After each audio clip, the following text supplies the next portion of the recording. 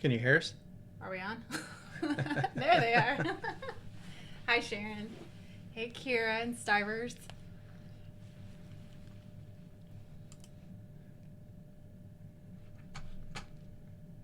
We had a little problem with something, so. Yeah.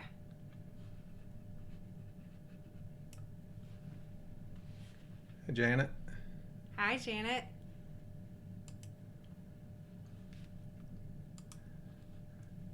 Okay, can you guys hear us? Everything? Jeff? How's the audio? Everything good? All right, good. We can hear, we can see, we're here. First live. Yeah, so I think there's a little bit of an issue with trying to integrate the OBS and YouTube, but we'll get it figured out. So, but we're live, so. Yeah. Christy's in too. Hi, Christy.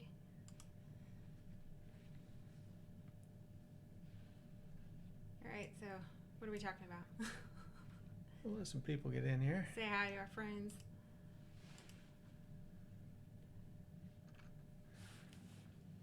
So at least we got it working. I feel like I'm gonna be looking away from you, trying to look at these comments here. But, so. Like you're saying, new learning curve. We keep Yeah. learning new things all the time. So Yeah. bear with us while we figure it out. So my responsibility was get everything off of that flat surface back there and hang that windmill. Your responsibility? No. She's supposed to do everything else. No, that was what I did. His was the technical stuff. Yep, hopefully first of many lives. So we're going to try this. The thought was due every Sunday at 6 o'clock Central.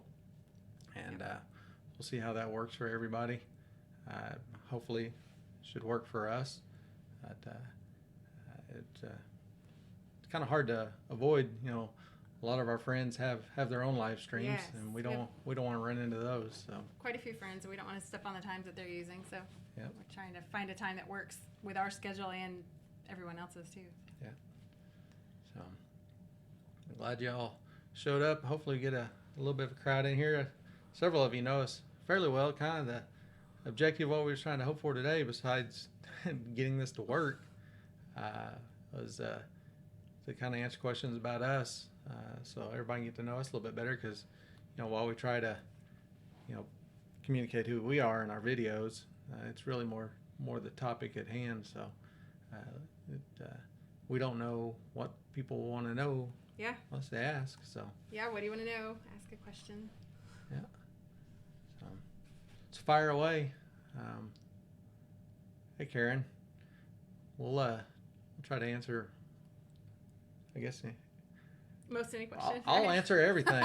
Now, if it's the truth or not, I don't know.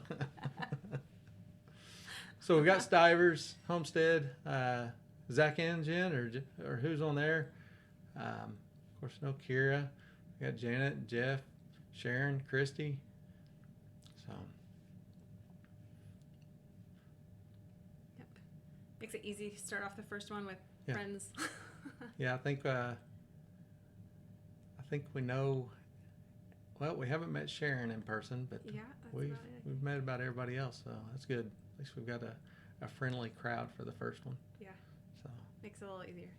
I don't know though. Zach could probably, Jeff both. They could probably be pretty hostile if they want to try to stir some stuff up. Yeah. So. That's both of you good. So what's driving our interest in permaculture? All right, so yeah, we're in Oklahoma, Karen. Permaculture. So it all started with basically just gardening, right? I mean, Right. You know, we've done all the different styles of gardening. We started with traditional row garden, small, expanded it up. Small garden where you till everything up. Yeah, You kill till. everything there. Till it, kill it, plant neat, pretty rows, and if a little weed pops up, you know, I'd say pull my hair out, but I didn't have to do that. So, she's gone country. So we started with that. We integrated chickens. I mean, it was more the compost and chicken litter, you know, to amend. Then once we moved here, we tried square foot gardening. We tried kind of, you know, the high density gardening. We tried a few different things. None of it was really what we were wanting to do. So we started. Part of it is when it came to killing the bugs, we didn't. Yeah. I mean, I had a real problem. He did too with sprinkling something or spraying something on our food that would kill something else and then feeding it to our children. So we kind of got into the whole. Yeah, when you read something and it says, you know, you can put it right on your food, but don't get it on you, or wash it off immediately, and keep then it away from small animals. wait at least 2 days, and then wash your food and eat it. And it just something didn't sound right. So we started looking more and more about different ways to do things and not need chemicals, not need herbicides and all that, and it just evolved. Started seeing lots of pictures and things and reading different ways of doing things, and really started seeing the pictures of different types of ways of doing stuff, and a lot of bio-integration and alternative energy, instead of water harvesting, everything all tied in together, and finally come across the word permaculture and didn't know a thing about what it was. Started doing some research, studied it on our own for about 2 years, and then actually signed up and went and took permaculture design course, both of us. So we spent 8 days on a 5,000 acre organic ranch and got our permaculture design certificates, and that was 2 years ago. 2 years ago. Yeah. 2 years ago. Yeah. And we went to Missouri, spent, like you said, a week on a organic ranch, which was beautiful. Yeah. So that's kind of how we got started in permaculture, and it has its roots in permanent agriculture. Over time, it's kind of evolved to not just that, but also permanent culture. So it's much about mindsets and behaviors across any scale, from agriculture to apartment dwellers to business models to all kinds of things. So it's about being regenerative instead of a consumer, while trying to produce. So if you have to have a constant input of external resources, then you're not being regenerative. So trying to eliminate that as much as possible. I mean, I don't think anybody's come up with the perfect system yet, but it's trying to, right? Yeah. So my favorite thing that you always say about being regenerative and not sustainable. Yeah. So somebody asked me what's the difference between, or here's how it happened at work. There are, sustainable this, sustainable that. Let's be sustainable 2025, all this stuff. So I was trying to get a point across to somebody. They said, I said, I don't like the term sustainable. And they're like, why? And I said, well, sustainable means keep the status quo, not, will we exist in 10 years? So I told them, I said, if somebody asks you, how's your marriage? Are you going to say it's sustainable or it's regenerative? Is it going to sustain, or are you going to try to improve it as you go? So that's kind of different for some people that may not have considered that difference. So yeah. So we have a few new people in here. Who else? We got the Pink Red Apple Yard. Yes. More Jacked. We've got Missouri Homesteading. Mo Homesteading. Yeah, welcome. Thanks for stopping in. Yeah. Glad y'all are here. So we were just talking about how we got into permaculture, what started us with that, and really tonight's just a question and answer. So if there's anything you want to know about us, anything you don't know, 'cause like he had said, a lot of our videos are more of whatever project we're working on that day. So maybe there's something about us you want to know. So ask the questions tonight and we'll do our best to answer for you. Yeah, and in our videos, we try to explain why we're doing something and how it ties into the bigger system. And then we also try to walk the fine line between a straight DIY video and more of the vlog, I guess, of the family, because it is what we have going on. So we try to make sure we cover all aspects of that and why we're doing what we're doing. Yeah. So the background, we didn't build a big garden just because we like to garden. I mean, there's a lot of things we can teach the kids, we can teach ourselves, we can teach others, we get the food. There's a lot more to it. So yeah. If we're being honest, I hate summer gardening. I was just telling him that the other day. I love getting started in the spring. I like the harvest. I like having our own thing, and that's why I do it. Summer gardening is no fun. Yeah. No fun at all.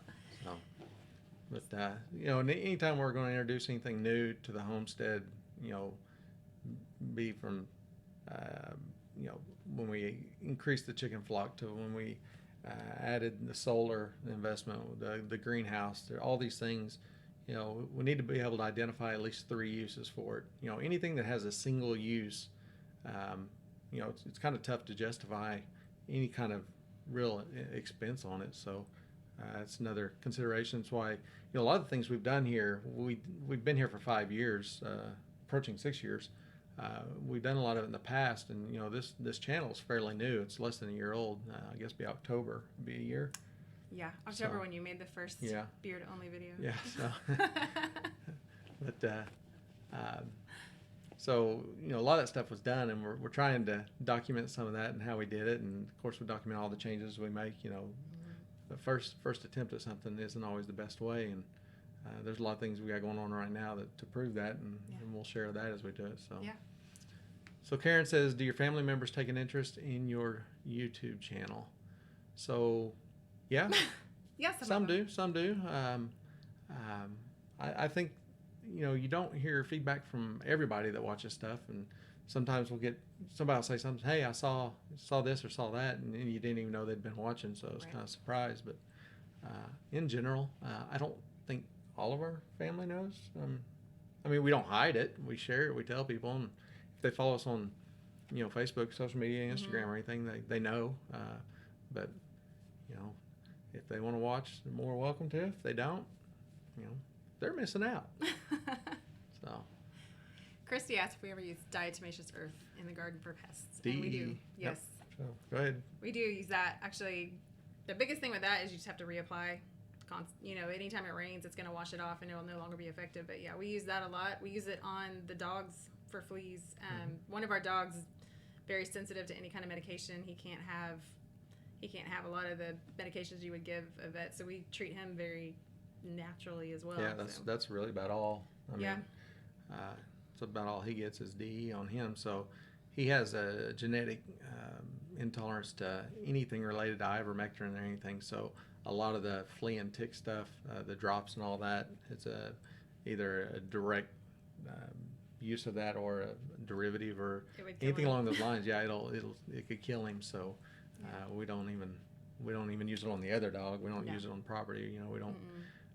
For worming chickens, we'll use squash pumpkins. We'll use DE. We add it to their feed. Sprinkle it on the dog's food. Yeah, we put it on the dog's food. We every time we clean up and work out in the coop and stuff, we spread a good layer of it under the bedding, and then whenever they get in there scratching up the bedding, it kind of, you know, works that in, stirs it up, and so we use it quite a bit.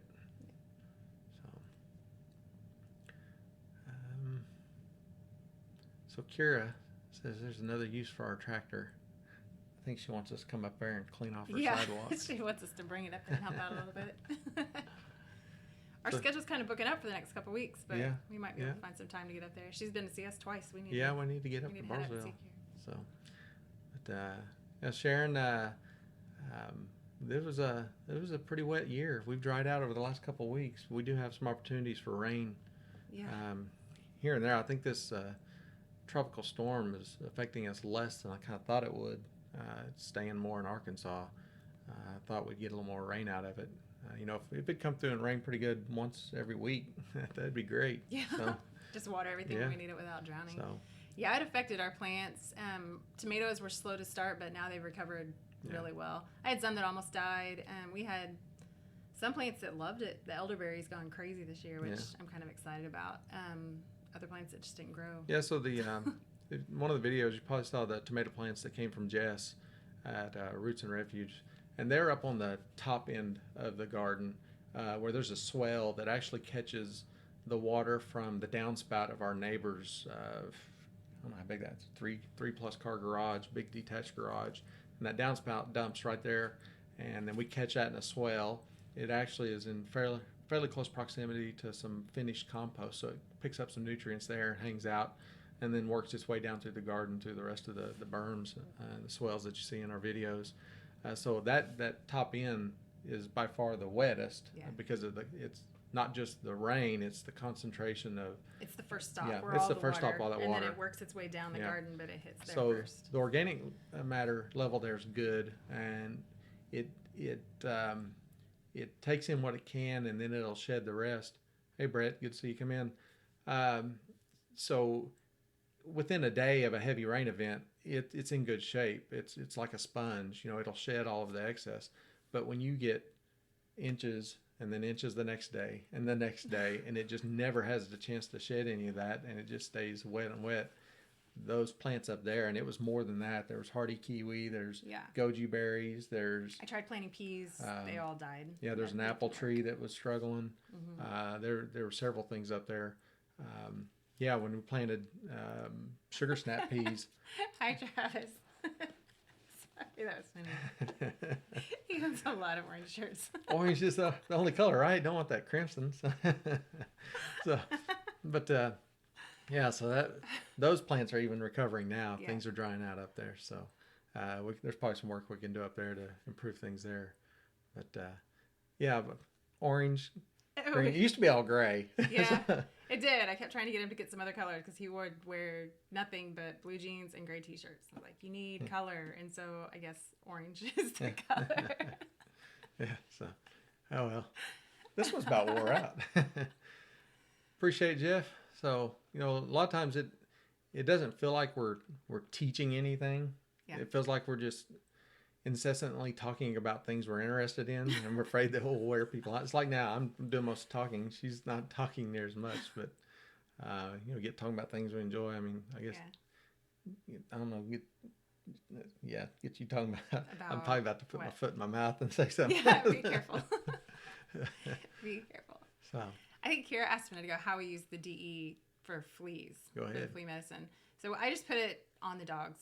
I just rub it in their fur, dry, and just like you would if you were sprinkling it on your plants to choke out aphids or any kind of thing like that. We just do the same thing with the dogs. Just kind of sprinkle it on. You don't want to do it too heavy, of course, to make the dogs uncomfortable, but just the same way. Yeah, just work it in.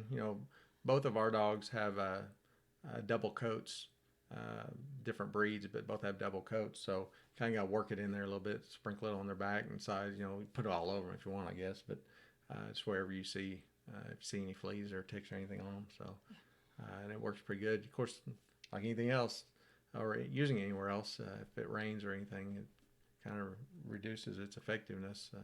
So have to reapply. I mean, we don't like go out and reapply and put it on them every week or anything like that. It's when we see a problem, if all of a sudden they've got some fleas on them or something, and we run the chickens, our layer flock, in paddocks on the side of the yard where the dogs are also. So we'll move them through there, and that helps with a lot of that pressure from parasite stuff too. So they work on the fleas and ticks and everything and keep it down. So we don't spray the yard. We don't put down any kind of granules or anything. So it, I think that helps. It's a combination of all these different things we're doing. I think you rely on any one, and it may not be as successful. So you got to do all that. But, so Kira's Brad's Atomic Grapes, tomatoes. Good, yeah. Ours are starting to. Yeah, we're bringing them in now. Yeah, so we're getting a lot of the smaller tomatoes now, or a lot of black cherry, Atomic Grape. We've got a lot of Cherokee purples that are starting to turn. I brought two in. Yeah, I brought two in, and there's a bunch of green. I know before. Some have been chicken feed. Long, we're gonna have a lot. So if you saw a video, we worked on that problem. So yeah, we had one barred rock that was just, she was like, she figured out how to get to the tomatoes, and so she went over there every day. So we did clip all the wings. I think we had one little problem since then with one tomato, but we haven't seen chicken in there. Yeah, I haven't seen a chicken in the garden. So we haven't seen a chicken in there. We don't know if that's the case. Yeah. If we see obvious chicken damage or we see one in there, said chicken will meet the Instant Pot. So if we can't get tomatoes, we're eating chicken, right? So we're in the process of downsizing the flock to what we feel like is the appropriate number for what our goals are now, or what we need to accomplish. We needed the large flock to get to where we are, and we can do with less now. We'll also we're considering putting them in a mobile coop once we downsize that, and cover more of the yard with them than we currently are, and then see if we want to repurpose the big barn coop. So Yeah, we haven't decided yeah. if we move the chickens what we might use that barn for. So Yeah. don't know yet. Other than peppers, our gardens are struggling this year with the heat down in Southwest Louisiana. Yeah, the peppers are loving the heat here too, Yeah. but a lot of other stuff. Luckily, we've kind of had some ups and downs on the temps. We haven't got up and sustained in the mid to upper 90s, for a week or two at a time yet. It's in the forecast, but we've had enough days here and there that kind of brought things down. I don't know what. Yesterday it was like 89 or something. Yeah, it wasn't too bad. Yeah, it wasn't bad. It's been humid. That's the biggest thing. You go out and work in the morning. I mean, try to get out early and beat whatever heat you think there is, and the humidity is so high that it feels like it's 100, even if it's only 80. Yeah. It's just you don't want to stay out there very So long. more concerned about mildew and things like that on plants that aren't getting good air circulation, ventilation. So I know our peppers that you've seen, the bell pepper plants. There's 106 bell peppers in that area. They're way tighter space than we would normally do, but they get a lot of sunshine. They're mostly out in the open. I mean that elderberry there does create a little bit of a windbreak, but not bad. So I feel like they're going to get plenty of air circulation. We're watching them close, and with the fabric there, it doesn't seem to get as much transpiration out of the ground. So it seems like there's a little bit drier. Of course, that adds to the heat too, so they like it. It also dries the air out. So we'll watch those closely, but haven't had any problems there. So nothing else is quite that tight. The tomatoes are fairly tight, but we'll also prune those up. And they're oriented purposely so that the air can move through there pretty good. So we're growing a salsa garden, evidently. Oh, We have tomatoes and peppers. That's what's growing. That's a lot. So there's other stuff out there, but that's quite what's a bit of happening that. this year. So, It seems like it's just that for that this year. It went from wet to hot. So yeah. So Karen says, do you have any tips for new homesteaders that you have learned on this path? Slow. Yeah. We've done every range of that. We've tried to do everything all at once and got very frustrated. We've kind of learned from that and taken our time, and I mean really one project at a time, and just try it. You're gonna mess up, you really are, or you might do something exactly the way that somebody else has told you works perfectly and it does not work on your property. And grow whatever stuff you like. Do the things that you enjoy. Don't do what's popular or what the fad is or any of that. Right. Because if it's not something that you'll get value from, you'll regret your investment, your time. You probably won't keep it.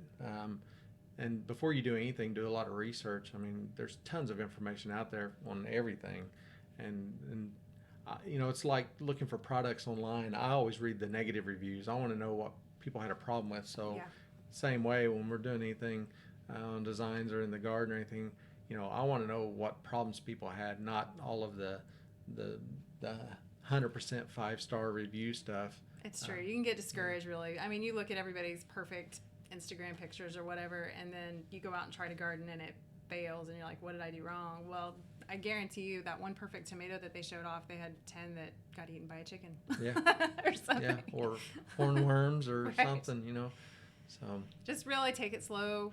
Really focus on a project at a time or two at a time, whatever you think you can handle. Our garden, we have a video that shows a 5-year progression, and it was little, and then it got a little bigger and a little bigger, and it, Yeah, and I would say sit down with pen and paper, and kind of the way we do other designs, everything is first look at all of the external inputs. Look at where your sun's coming from. Look at your seasonal stuff. We know if you look at where the sun's at in the winter, it's not the same in the summer. So you need good sun exposure for your garden. You need shade and wind breaks for animals a certain time of the year. You need all these things, and start laying it all out. Take a year or so. When you hit the ground, put in a little, in a new place, put in a little garden or something that, even something you won't feel bad tearing up or taking out and putting something else in its place. Don't really plan the structures and the flow of everything. When we got started on our place here, she was like, how many fences and gates do we need? I was putting stuff everywhere, and I was like, I got a plan for this, and it works. It has worked out. Does work, so yeah. Having the flexibility and being able to I don't say be modular, but have that flexibility to we can put the chickens over on this side for a few days while something else recovers, and then we move them, and they're not back on the other ground, and all these different things.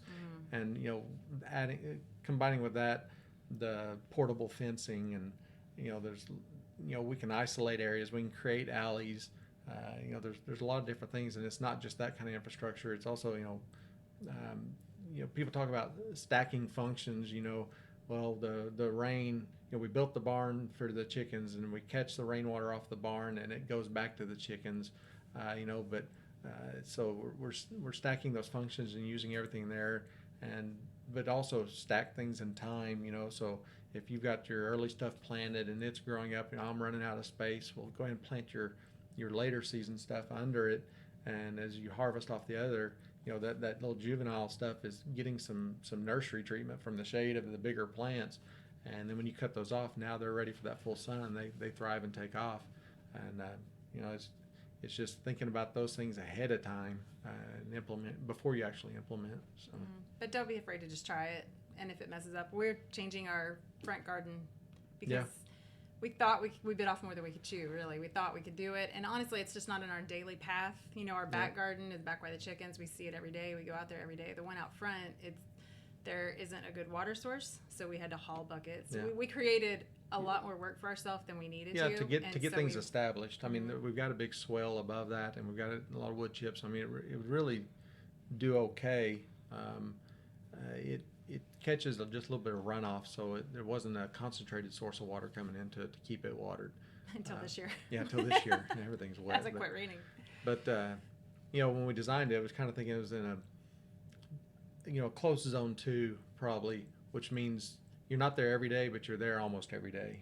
You rarely go 48 hours without stepping foot on it, right? Mm-hmm. So a zone 1 is you're there every day, sometimes multiple times a day. Really, it worked out that garden out there was really a zone 3 probably or more. It wasn't in our chore loop. It wasn't somewhere that we were really out there with our hands on real often. So, and it got some traffic, but not as much as we had kind of hoped or thought it would. And we also, the plans we had for it, we thought about the investment that it was going to require, and thought, well, let's focus on some other stuff that we want to accomplish first. So we scaled it down, brought it back. Now the opportunity is always still there to go back because we didn't raise that whole area. With everything, all the soil we were building is still there. It's just going to be grassed over, so we can always go back and tarp it, kill out the grass, put in borders, build beds again, do whatever. In fact, the way it is now, we have options to where it's with it being wide open, but the soil's improved. If we wanted to do something more along the lines of a market garden, like our friends Casey and Tori do, that it's a lot better for that now. I'm not saying that we would, but there's a lot more options there, and it's got soil that it didn't have before because we built. It's not totally finished yet, but we've added close to a foot of soil on top of what was there, because there were places where there were places that the bedrock was within an inch or 2 under the surface. I figured that out when I cut our phone cable in half with a broad fork. So I actually smashed it against a rock and cut the cable. So it was that's when we figured out it was that shallow. Right. But so. All right. Hi, April Hill. Yeah, thank you. Welcome from Georgia. Of Little and Light. So y'all be sure. I'm sure most of you are following the moderators. If you're not, go subscribe to their channels, and appreciate them agreeing to helping us out. So a lot of good people in there. Jeff asked if we have any new projects. Yeah, always, and don't know. Yeah. So like I said, we're talking about doing the mobile chicken coop. Which we may do that. Talking about it. Like I just said, we got to really think about what are the impacts of that on the overall system, and it doesn't mean we'd be getting rid of the other barn. We may find another use for it, but in the long-term plans for the garden, and right now they can get around 3 sides of the garden, kind of like a chicken moat, and it helps with bugs and things getting in. I mean, it's not 100%, by any means, but it helps. So that would change. That dynamic would change. Right. So that just got to think about all the different impacts. It may make things, if we do that, we don't have to clean out the barn as much. That's a pro right away. A con, now we've got a mobile chicken coop that's more susceptible to Oklahoma weather, winds and storms and all that. So I think Potentially a little more work too, because we'd Yeah. have to move the Yeah, electric we'd definitely fence be every moving day. We'd have to. we'd have to move it at least, depending on how much room we gave them, we'd have to move it at least every few days. Depending on how much space we give them and how many birds. Goal right now is probably get them down to around 30. Yeah. Maybe 30 layers in a rooster. Yeah. So, kind of with the standard design of the mobile chicken coop of what that'll hold just for roosting and nesting boxes. So, are we planning to attend the Smith family gathering in October? Where is that? I feel bad. That one's but I don't know. in Texas, I believe, isn't it? So I know in October we were supposed to go to HOA. We had to cancel those plans, but we are going to. We'll be at the Mother Earth News Fair in Topeka in October. Yes. So I need to look at that date. That's right now the only thing. It's the only event on the calendar for October. I think so. Right. So. And school will be back in and Yeah. anniversary. Of what? Hi, Andrew Wyatt. Welcome.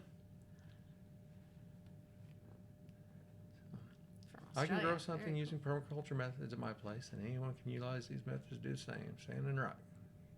Yeah. Yes, you have lots of sand and rock. They do. They have lots of rock. And lots of shade. So Yeah. we'll need to see if we can't talk your missus into taking out a few of those trees. Huh? Well, also that's just one of the things with permaculture too. Yeah. Figure out what your property can do. I mean, Yeah. they have a ton of rock and a ton of shade, so obviously they can't grow. I mean, I guess They they can. can, yeah. You can make Well, I some think changes. I think a few very targeted changes with Right. minimal otherwise impact, I think would help. So, and it's not to go in and cut all the trees down. No. That's definitely not. I mean, it's creating pockets and look at what are the biggest offenders on Right. causing the issues with sun. And also figure out what grow. I mean, he may be able to grow something yeah, you may be able to grow fantastic things that that I we wish can't. I could, and I Yeah. can't grow here in the sun. Ramps and stuff like that, and there's a lot of things that can't Yeah. grow in the direct sun that need some shade. Mushrooms. Mushrooms. And, I was just and thinking so that they- Henley's so- wanting to grow mushrooms. So, Yeah, So our you- little one's wanting to start her own mushroom business. Yeah. That's what she says. but she hates mushrooms. She hates mushrooms. She just wants to sell them because she knows other people like them. She actually she wants to grow them and sell them to me. It's like she thinks I'm gonna buy them. So, any tips for starting an in-ground garden? The area is currently lush lawn. So of little and light. Not sure where you're at, but what type of grass is it? That can make a big difference. Oh, if it's Bermuda, Yeah. So have fun. key is you want to get that grass. Unfortunately, you want to get it killed out just because it's going to be a pain in the butt, right? I mean, it's It's gonna. You're gonna be grow and fighting it's gonna it. Fight. You're gonna fight So- it all the time. So you want to, probably cut it and tarp it Yeah. a little bit. So- and then you're gonna want and organic it matter. depends on what your idea of what do you want your garden to look like. If you've seen our videos, we put the cover crop down. It's got 9 or 10 different seeds in there, and it looks like a jungle. And we'll just go through and cut and chop and drop that cover crop. And there's Bermuda coming up in it. We haven't got all of it killed out, so there's quite a bit of that too.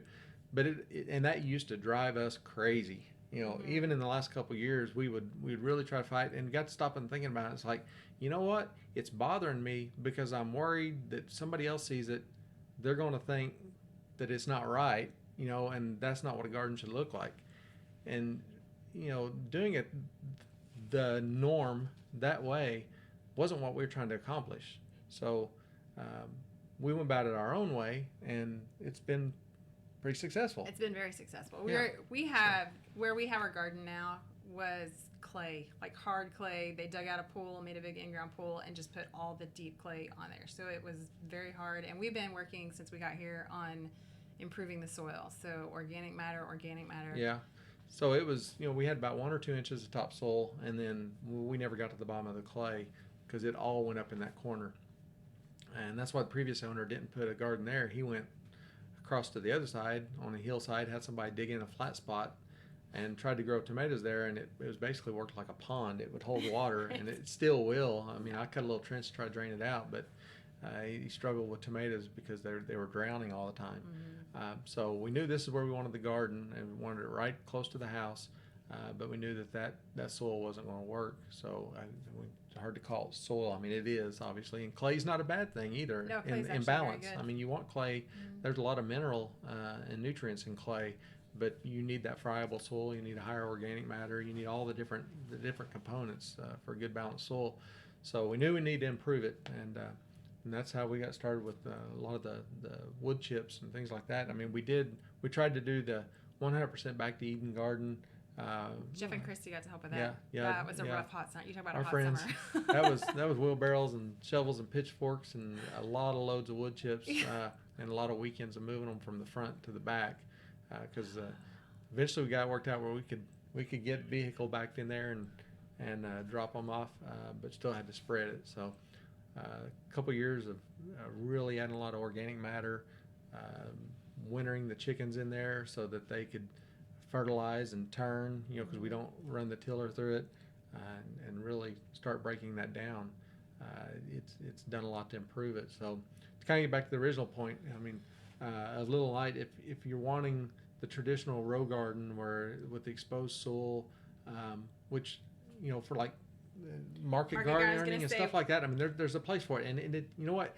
We're not ideological purists. I mean, we feel like in our own interest that there's a best way to do things for a certain objective. I mean, it's not we're not ever going to tell somebody you've got to do it this way. You're doing this wrong, and you should be doing that. No, we're doing it the way we feel like we should be doing it, and we're anxious to spread that information.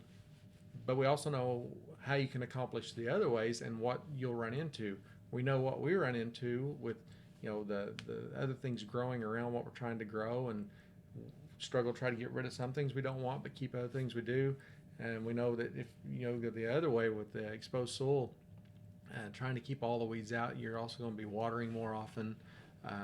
There's your nutrients can wash away faster. Your organic matter is going to drop. You'll see compaction. There's different things, unless you think about those and go after them, in the available methods. So probably be a little more labor intensive, but it's really, it's what you want, and then find out. I would say, if you have no garden there at all, pull a soil sample, take it to your local county extension agent, have them test your soil. In fact, you can go start with them. They can walk you through the process of how to take your samples. They can tell you what your soil needs and give directives on amendments. Hopefully you've got somebody at your extension that can give you natural amendments if that's what's important to you, rather than synthetic stuff and petroleum based. Hey, Green Dream Project and City Stead, Josh. Yeah. Welcome, guys. Yeah, we're a big fan of no-till, but we do till. When we first start, we own a tiller. If you have your blank lawn area that you're wanting to start, that's exactly when we would till. We would till up the ground, we would cut everything out, and then we would start adding in the organic matter. Yeah. So we're not, you're going to have to figure out for your property your best method and what you want. So like, for us, we're going for more the permaculture, food forest type. We've gotten to where we've quit fighting everything so much. We have extra organic matter intentionally to improve the soil. Our friends over at Honey Tree Farms, check them out if you're interested in more of the market gardening style. They have figured it out, and they've only been there for 9 months. So, yeah, but it's not new to them. It's a new property to them. So new property, right? They have been learning for a while. And if you go back and look at their older videos, and you can even see them on Justin Rhodes' Great American Farm Tour, he visited there, you can see the progression from what they were doing then to what they're doing now.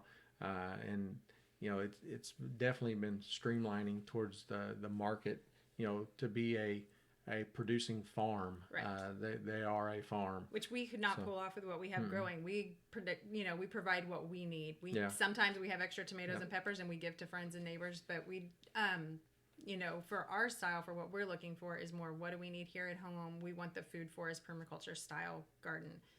If you're wanting, So if it says there's your goal is to have a raised bed garden, so there's a couple different thoughts on that. You're talking about raised beds with like the boxes on the ground, filled with your own soil mix, or like the market garden, because I see you said assumed it would start with the typical market garden, or you building longitudinal beds, in plots, 30-inch wide beds. There's a couple different ways there. Either way, what's going to be under where you're planting, even if it's you build raised beds or you do a market garden style plot, if you don't want to compete with that grass, you will have to try to eliminate it. Occultation with tarps is one of the easiest passive ways to do it. You're not out there having to, you're not spraying, you're not tilling, you're not mowing, doing that. You're choking out the sunlight and you're building some heat in the summer. Pull it back, let it sprout again, cover it up again. So there's some really good information out there on how to do that. There's a little bit of investment in the tarps, your normal little, big box store tarps. They're not UV resistant, so they'll break down faster. So most people use silage tarps for that, and depending upon the size that you'll need, they come all the way up to 40 by 100, so they'll cover a big area. Said raised boxes is her raised plan boxes. eventually. So, raised boxes, you've got a big advantage on the soil makeup right there, because you're in control of what goes in them.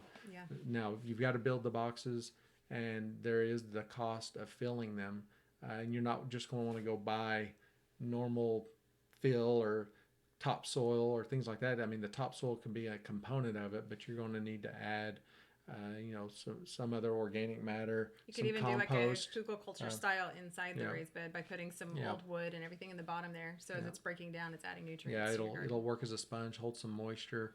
It feeds that mycelium, and once the key to all the different gardening things really is from a permaculture approach is once you establish that mycelium network in the ground, is you don't want to break that.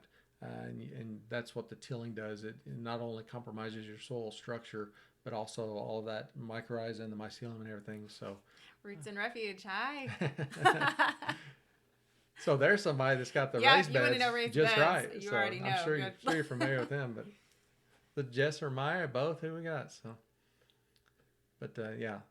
So, I'm more than happy to point anybody towards the people that are doing exactly the thing that they want to do and doing it right. Mm-hmm.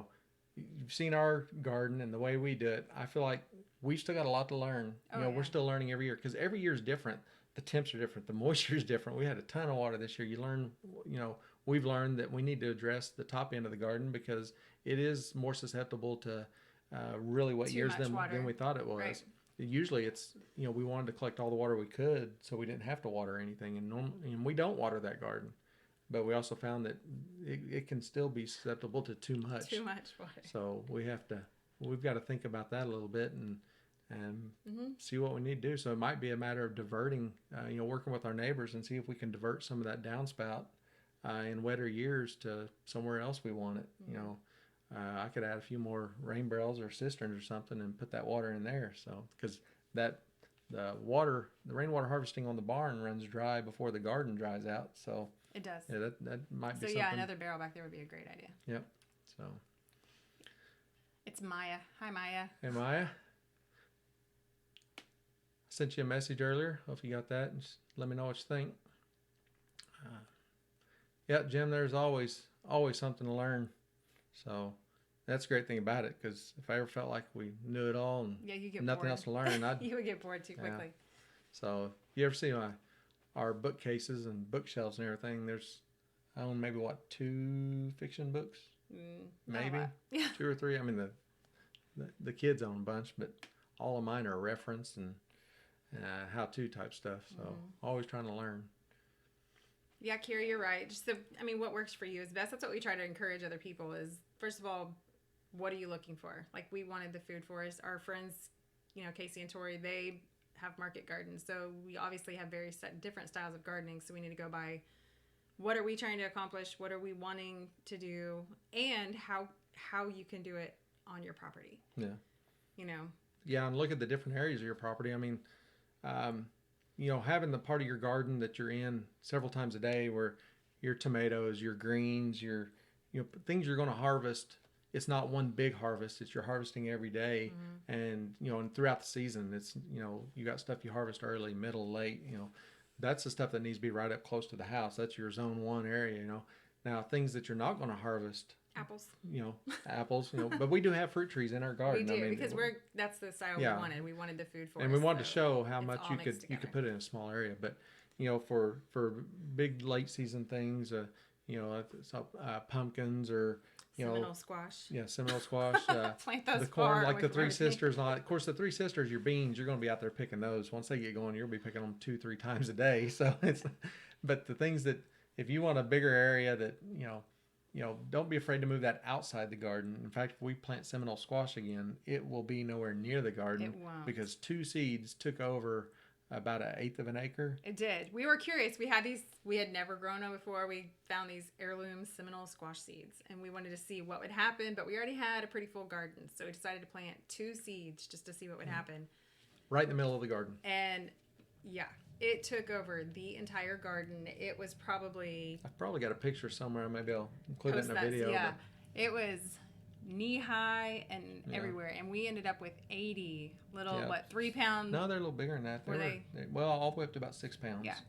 So they're little flesh colored pumpkins. Basically, some people call them Seminole pumpkins. I think that's the name you'll see on like Baker Creek. They call them Seminole pumpkins.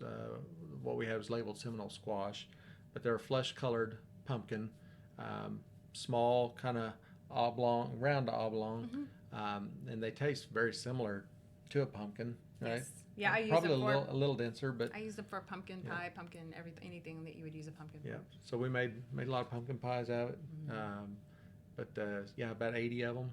But yeah, we learned that year that does not go right in the middle of your main garden. But for zone 6-7 gardeners, I mean, it did great, and also the squash bugs, they're so bad for us. They always end up after the yellow squash and the zucchini and spaghetti squash, everything. Well, they attacked that too, but it just kept on growing. I mean, you could see damage, but it didn't kill it. And, we didn't have wilt down. We didn't have anything. They were crawling on it, and it didn't kill them at all. So, but again, plant them out away from the main garden a little bit to give some room. So. And it was experiment and learn things. Yeah.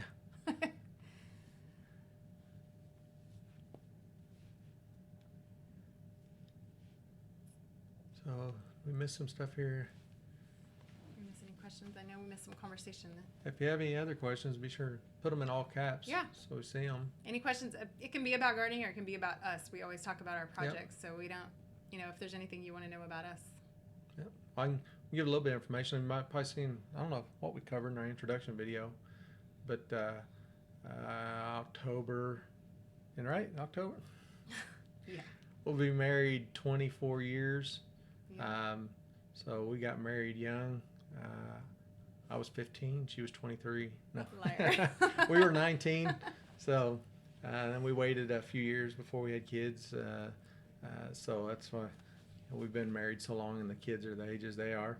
Yeah. But so we grew up about 15 miles apart. Yeah. 20 miles apart, but didn't meet till we went away to college. So, 90 miles from here, the other direction. So yeah. I couldn't stand you when I met you. It's because I was busy. Yeah. Everybody thought I was hateful and rude or whatever, but I was busy. It wasn't because I was going to class so much, but at the time I was playing. Well, I guess when I first met you, I was playing in a big 21-piece swing band. So we were traveling a bit and doing stuff, and when I was back in town, and I don't know what I was. I don't know. We just kind of started hanging out, getting to know each other a little better. So. So. Then it flew quickly. Yeah. Very quickly. Yeah, we met in probably October, November. Met actually. Started dating in January. Engaged in April. Married in October. Yeah. So went pretty quick. Maya, you're great. You just got a lot. You got a lot going too. So we have 3 daughters. So I'm horribly outnumbered. Yeah. That's probably what triggers my defensive mechanism most of the time. Why most people still think Maple. Yeah. You like beer. So Josh back then, I played saxophone. So that's what took me to college. Turned down a couple things with that. And actually, after we were married, I went out to Atlanta and played with a country star at the time. Was offered a opportunity to travel 250 nights a year on the road with a. Would have had to move me to Atlanta, knowing no one, and then be gone. Yeah. And So decided at the time, the person was he was a chart topper, but I knew that I saw how they lived their life, and I thought there's no way a marriage would survive that, especially a marriage that we hadn't been married 5 years at the time. Yeah, not very long. So I didn't want to risk that. So Kira thinks you're nice. I got Kira snowed over. So he's a pretty good guy. He just doesn't let everybody know that. So Sharon's asking if you make teas. I do. From the herb spiral. I do. I like to go out and get some of the fresh herbs. This year I decided not to plant any of the holy basil. I usually make sure I have that, and then I was surprised that some came back, so I have it. I'm glad. But I like that for the tea. We have, the mint, the holy basil, the lemon balm, and all that, and stevia, whatever. Chives, whatever. Yeah. Oh, chives sound horrible in tea, but maybe. Oh well, no, not for the tea. But that's what's in the. Well, I don't know. Maybe somebody would. The youngest just goes out there and picks them and eats the blossoms and everything. She pulls the blossoms right off and just eats them. You can smell her coming down the hall. Oh my goodness! I'm sure it's really healthy, but wow. Yeah, you're pretty nice, Jen. So. Oh, she was kind of mean at first, wasn't Jen? she? Yeah. No, she's a big sweetheart. Oh, okay. Oh my goodness. This hour's flying by. So, yeah. Everybody knows at 7:00, Roots and Refuge will be doing their live, I assume, unless something's changed. Mike, you can tell us here, but it sounds like he got in out of the sun early today, so not working right up to the wire. So make sure everybody goes over to their live feed. I'm sure everybody on here probably would be, but yeah, Kira the holy basil is fantastic. Even just the smell of it. It's one of my favorite plants to have, just because it smells so good. But yeah, I think you'll like it in tea, and I don't know what else, but that's what I usually use it for. So she's gone country, asking if you grow chamomile. I kind did. of a touchy subject. No, I haven't. I had some once. I don't have any this year. And I decided to plant it out in the main food forest garden area, and it got cut with some cover crop. He mowed it down. Yep. And it. Well, if it hadn't been just totally engulfed with,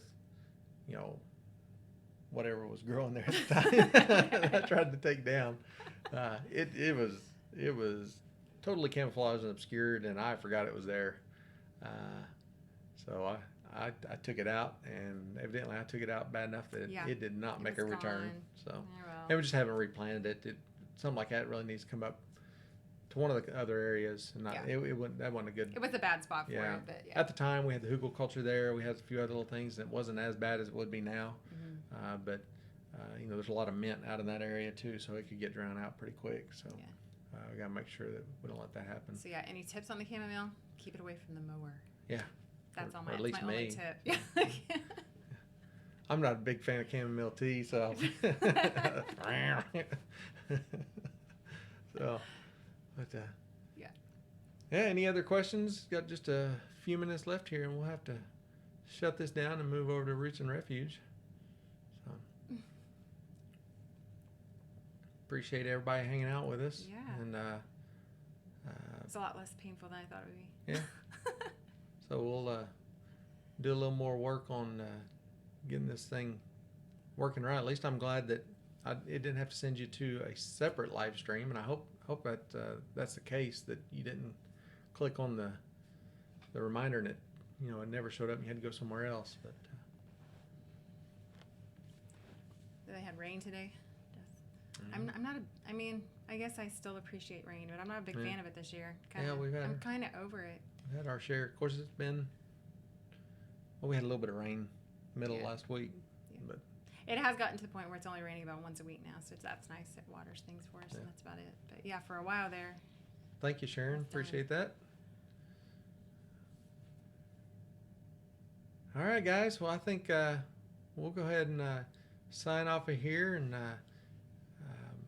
probably get a drink of water and get ready to move over to Roots and Refuge. We'll be going over there and joining them tonight. Hope to see everybody there. And glad you could join us tonight. And I think we'll 6 o'clock we'll Sundays. probably plan on 6 o'clock on Sundays. There'll probably be some other random lives here and there, especially as we try to work through some of these things and getting this going right. So there might be some kind of oddball ones pop up to where we're just Zaytuna Farm. Jim, you and I will go together. We'll go take an advanced course there. How's that? So you just let me know when. So. Yeah. But appreciate it, and we'll hopefully see you all next week, and I'm sure I'll see most of you before then, and we'll try to get another video out here real soon. So appreciate it. Y'all have a good one. Yep. Thanks, everybody. And I guess we'll see you next time. Next Sunday. Bye. Bye.